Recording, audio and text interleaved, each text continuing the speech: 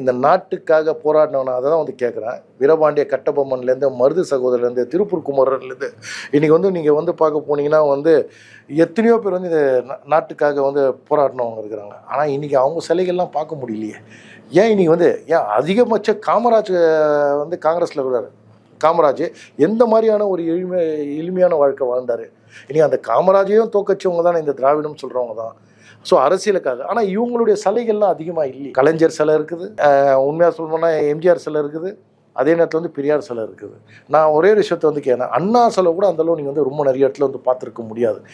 உண்மையாலுமே சொல்ல போனாஜி, நான் தப்பாக நினச்சிக்கோன்னா, இவர்கள் வந்து என்ன மக்கள் நலனுக்கு தானே வந்தாங்க. இவர்களுடைய சிலை எதுக்குன்னு நான் கேட்குறேன். நான் பொதுவாக யாராக இருந்தாலும் தான் கேட்குறேன். காமனாக சிலைகள் வைக்கிறதால வந்து மக்களுக்கு என்ன பயன்? சரி, இந்த ஊருக்குன்னு ஒரு சிலை, ஓகே, நான் அக்செப்ட் பண்ணுறேன். அந்த மாதிரி அந்தந்த மாவட்டத்துக்குன்னு ஒன்று வச்சுட்டிங்கன்னா போதுமே சிலைகள். நீ அந்த சிலைகள் வைக்கிற இடத்துல வந்து என்ன பண்ணால் ஒரு லைப்ரரி வந்து கிரியேட் பண்ணலாமே, பணத்தை பண்ணி. அது வந்து ஒரு 10 பேருக்கு வந்து அறிவை வந்து போதிக்குமே.